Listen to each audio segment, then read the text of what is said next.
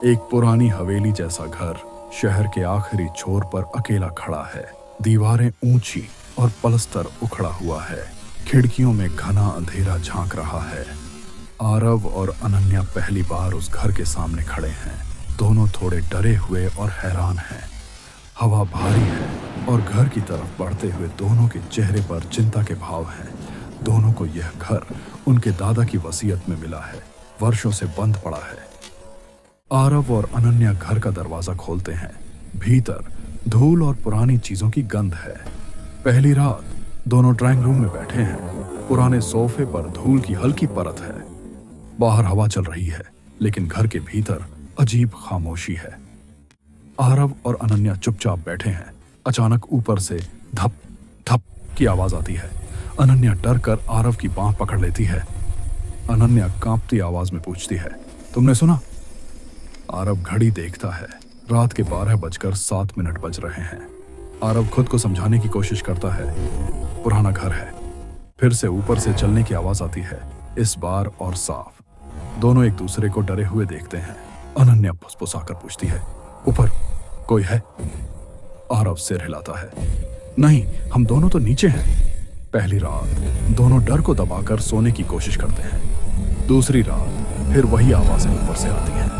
तीसरी रात आवाजें लंबी हो जाती हैं। अब कोई रुककर खड़ा हो जाता है। चौथी रात घड़ी में 12 बजते हैं। आवाज सीढ़ियों के ऊपर आकर रुक जाती है। अनन्या डर के मारे रो पड़ती है। अनन्या कहती है, आरव, कोई हमें देख रहा है। अगली सुबह आरव अकेला ऊपर जाने की हिम्मत करता है। आरव ऊपर के कमरे में जाता है। हर जगह धूल और बंद अलमारियां हैं। फर्श पर कोई पैरों के निशान नहीं है। आखिरी कमरे में दीवार पर एक पुरानी तस्वीर टंगी है। तस्वीर में 2 बच्चे हैं, एक लड़का, एक लड़की। आरव तस्वीर को गौर से देखता है। बच्चे बिल्कुल आरव और अनन्या जैसे दिखते हैं। रात को आवाजें पहले से ज्यादा पास आती हैं। अब चलने के साथ घिसटने की आवाज भी है।